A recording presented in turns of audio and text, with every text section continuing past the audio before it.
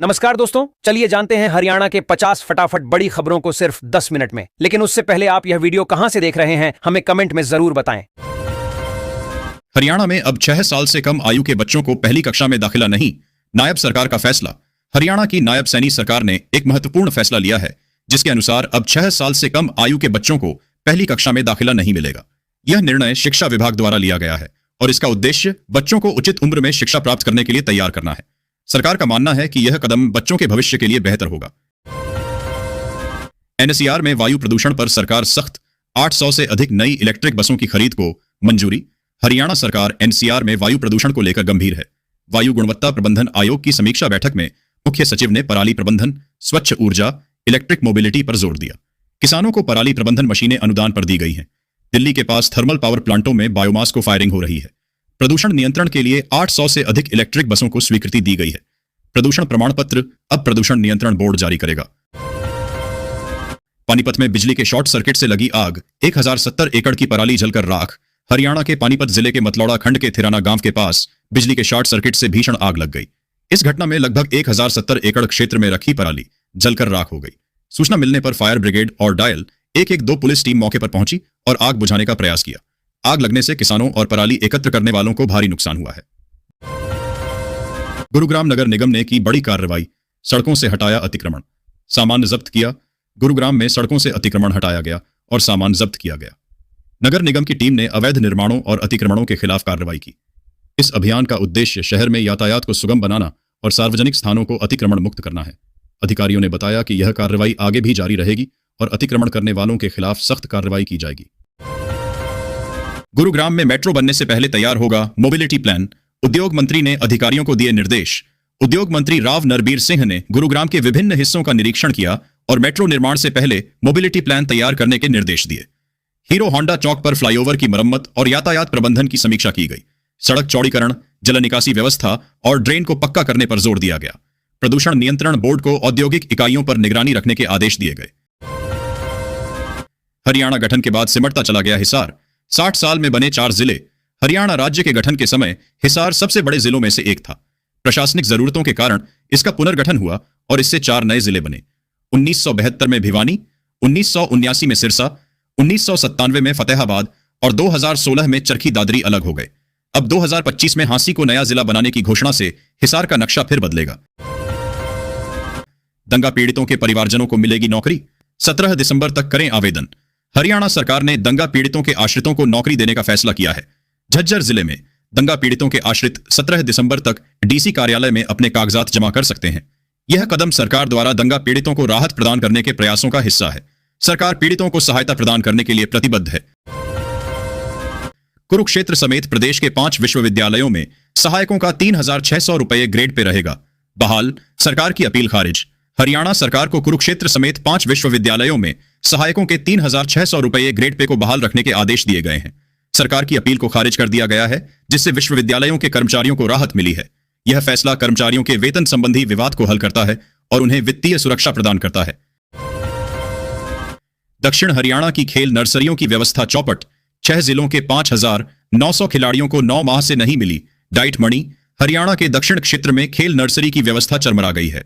6 जिलों के लगभग 5900 खिलाड़ियों को पिछले 9 महीनों से डाइट मणि नहीं मिली है, जिससे उनकी खेल संबंधी जरूरतें प्रभावित हो रही हैं। खिलाड़ियों को आवश्यक पोषण और संसाधनों की कमी का सामना करना पड़ रहा है, जिससे उनकी तैयारी और प्रदर्शन पर असर पड़ रहा है। रेवाड़ी में 11.5 करोड़ से बनेगा कोसली बस स्टैंड, सब डिपो के लिए 92 पद स्वीकृत। 50 बसों का होगा संचालन। हरियाणा के रेवाड़ी जिले के कोसली में 11.5 करोड़ रुपए की लागत से बस स्टैंड बनाया जाएगा। इसके साथ ही सब डिपो के लिए 92 पदों को स्वीकृति दी गई है। इस बस स्टैंड से 50 बसों का संचालन होगा, जिससे क्षेत्र के लोगों को बेहतर परिवहन सुविधा मिल सकेगी। यह कोसली और आसपास के क्षेत्रों के लिए एक महत्वपूर्ण विकास है।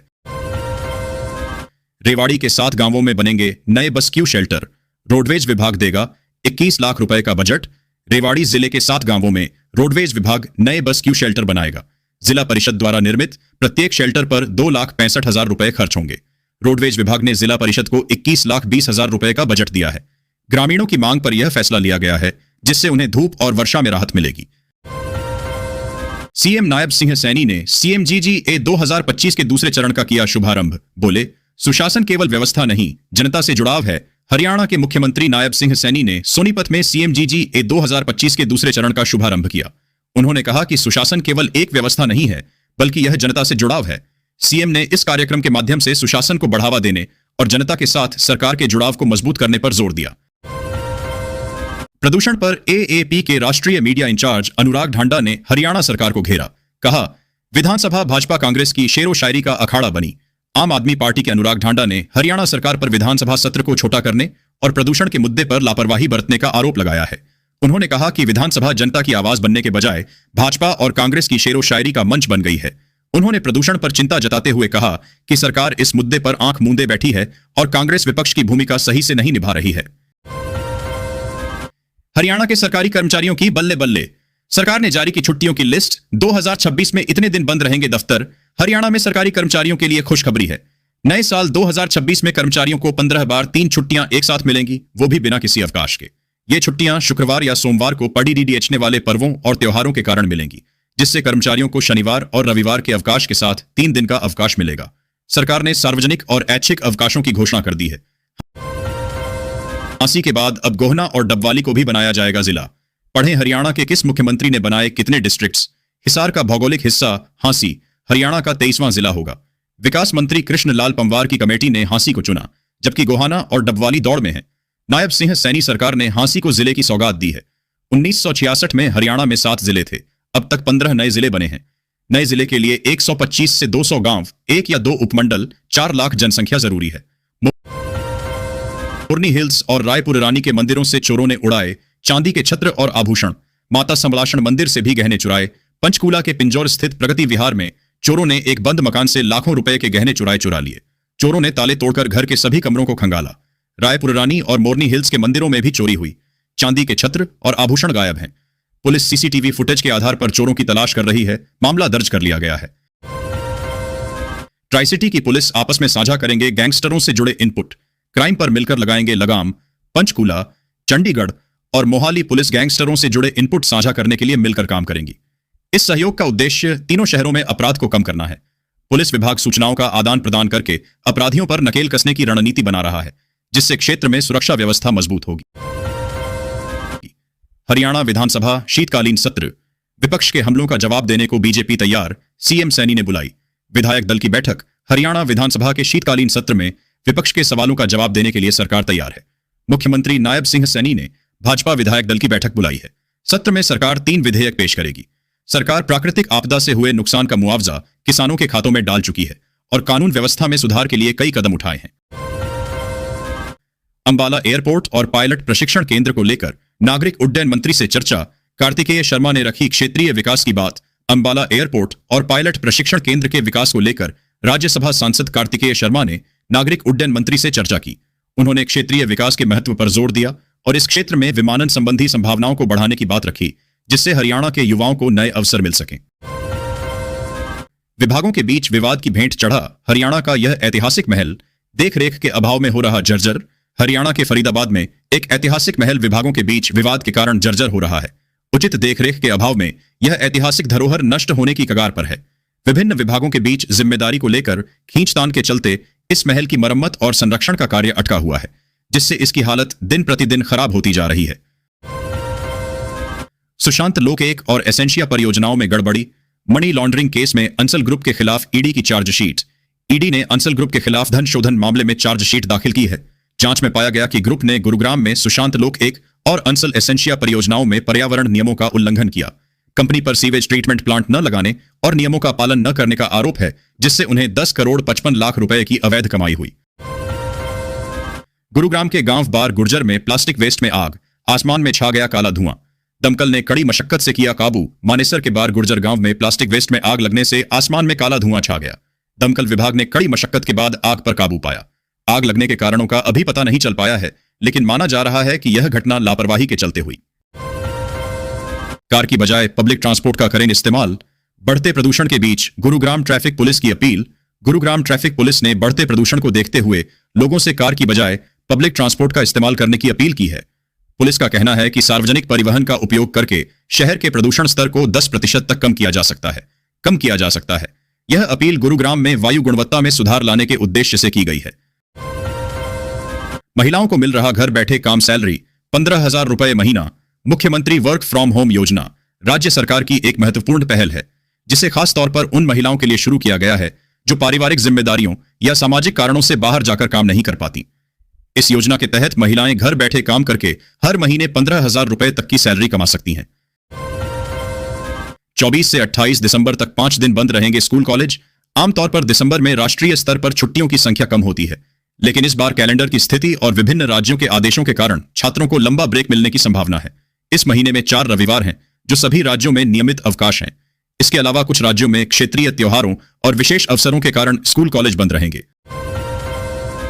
आज सोना और चांदी के दामों में हुआ भारी गिरावट। आज के समय सोना चांदी में निवेश करना काफी अच्छा इन्वेस्टमेंट माना जा रहा है, क्योंकि इसके दाम तेजी के साथ ऊपर जा रहे हैं। ऐसे में अगर आप भी सोना या चांदी लेने के बारे में सोच रहे हैं, तो आज के मार्केट में सोना चांदी के क्या प्राइस है, उसके बारे में पूरा डिटेल विवरण हम आपको अपने आर्टिकल में प्रदान करेंगे। चलिए जानते हैं। अब सभी मजदूरों की मजदूरी दर बढ़ाई, दोगुनी मिलेगी मजदूरी। जो भी मजदूर मजदूरी करते हैं वह सभी जानते हैं कि मजदूरी की दर अभी काफी कम मिल रही है, लेकिन आपको यह जानकर खुशी होगी कि सरकार ने मजदूरी की दरों को बढ़ाने का फैसला लिया है। यहां पर आपको इसकी जानकारी दी जाएगी कि अभी जो मजदूरी मिल रही है उन मजदूरी की दरों को कब तक बढ़ाया जाएगा और अब मजदूरी की दर कितनी बढ़ेगी। इस दिन से फ्रीज करने वाली है हरियाणा की ठंड। फिर से अलर्ट जारी, जाने आईएमडी का अपडेट और अगले 7 दिन का वेदर। हरियाणा में लगातार कई दिनों से कोहरे के कहर के बाद मंगलवार सुबह मौसम साफ रहा और विजिबिलिटी अधिक रही, मगर तापमान में हल्की बढ़त रही। मगर मौसम विभाग ने फिर से ठंड और कोहरे का अलर्ट जारी है। ऐसे में आने वाले दिनों में हरियाणा में मौसम का हाल कैसा रहने वाला है, आइए जानते हैं। दिल्ली यूपी लेकर हरियाणा पंजाब तक घना कोहरा।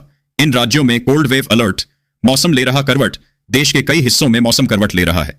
उत्तर भारत समेत पूर्वी, पश्चिमी, पूर्वोत्तर, मध्य और दक्षिण भारत के कई राज्यों में सर्दी, कोहरा, बारिश और बर्फबारी का दौर देखने को मिल सकता है। आईएमडी के मुताबिक 16 से 19 दिसंबर के दौरान कई इलाकों में सर्दी और कोहरे का कहर जारी रहेगा।